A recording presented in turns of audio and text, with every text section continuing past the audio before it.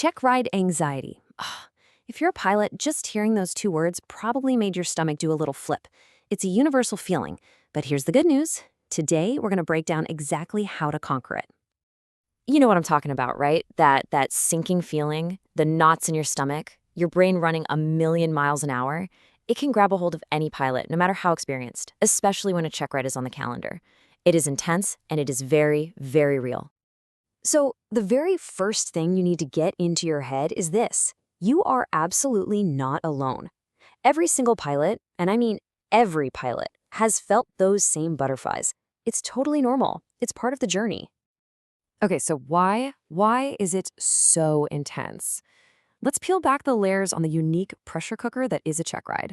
Because, understanding why you're feeling something is the first real step to getting it under control. A checkride, it's not just another flight, is it? It's the big one.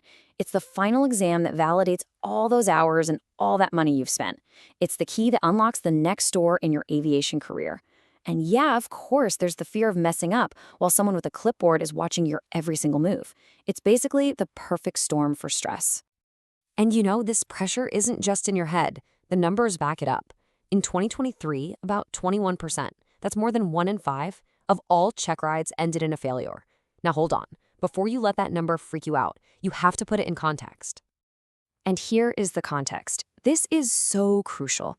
A failure is a setback. It is not a career ender. It's a learning experience that, nearly a quarter of pilots go through and then overcome. So let's just flip the script on how we think about this, shall we? So let's get into our first strategy for kicking that anxiety to the curb. It's all about focusing on what you can actually control. We're going to build a rock-solid foundation of preparation. Think of this as your personal pre-flight checklist for your brain. First, you got to know the Airman certification standards. It's the test booklet. Study it.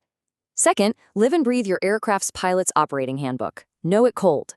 Third, do a mock check ride. Get rid of the surprises. And last but not least, take care of your body. A good night's sleep, a decent meal, and plenty of water, not a gallon of coffee, will make a world of difference. All of these things are 100% in your control. And maybe the most important thing you can control is what you believe. Think about this. Your instructor, a professional whose job it is to know if you're ready, they signed you off. They believe in you. So trust them, and trust all the incredible work you've already done to get here. All right, foundation's in place. Now it's time to tackle the battle that happens between your ears. This whole section is about mastering that mind game and reframing the way you think about your nerves. Here's a wild fact about your body. A racing heart, sweaty palms, butterflies in your stomach. You know what those are the symptoms of? Fear, yeah, but also excitement. They are physiologically almost identical. And that means you get to choose. You're not scared, you are excited. You are pumped to go show that examiner what you can do. This leads us to an awesome tool, visualization. Or, as we pilots like to call it, armchair flying. You literally just sit in a chair, close your eyes, and walk through the entire check ride in your mind perfectly. And the amazing part?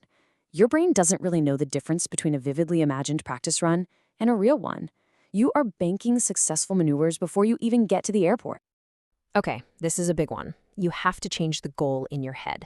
The examiner is not looking for a flawless robot. They are looking for a safe, competent pilot who makes good decisions. Perfection is not the standard. Safety is. Okay, so you've done your prep, you've got your head in the right space. Now what? What do you do when you're actually in the cockpit and the pressure's on? Let's dive into some real-time in-flight techniques. You've got to remember this classic aviation mantra. Nerves make you want to rush. But guess what? There are no bonus points for speed. Taking a beat, thinking through your next step, and then acting deliberately, that's the sign of a good, safe pilot. Don't let yourself get hurried. Here's a really simple rule to keep in your back pocket. The 3 Ds. Don't do anything dumb, don't do anything dangerous, and maybe the most important one, don't do anything different. Stick to what you were taught. Your training got you this far. Check ride day is not the time to invent a cool new way to do a maneuver. Oh, this is a great one. Talk out loud. Actually verbalize what you're doing. Saying something like, okay, coming up on my altitude, starting to level off. It does 2 amazing things. 1, It forces you to stay focused on the task at hand, and 2, it gives the examiner a peek inside your brain, showing them that you're thinking ahead of the airplane. And if you feel that anxiety really starting to creep in, use this. It's called box breathing. Military pilots and special forces use it all the time to calm down and focus. It's super simple. Inhale for a 4 count, hold for 4, exhale for 4, hold for 4. Do that just once or twice, and I promise it'll help reset your whole nervous system. Okay, let's bring it all together for the landing. When you walk out to that airplane on Checkride Day, I want you to remember this one key thing. You are in control. You can turn that nervous energy into a strength, and you do it with these 3 pillars. You prepare like crazy, controlling everything you can beforehand. You reframe your nerves, turning that fear into focused excitement. And you control the moment, using these techniques to stay calm and fly the plane. In the end, it really just comes down to this simple but powerful truth. Take a deep breath. Trust your training. You earned this shot. You've got this. So I'll just leave you with this final thought. A little anxiety is actually a good thing. It means you care. It keeps you on your toes. So the feeling itself isn't the problem. The real question is, how are you going to take that energy and use it as fuel to go out there and fly your absolute best?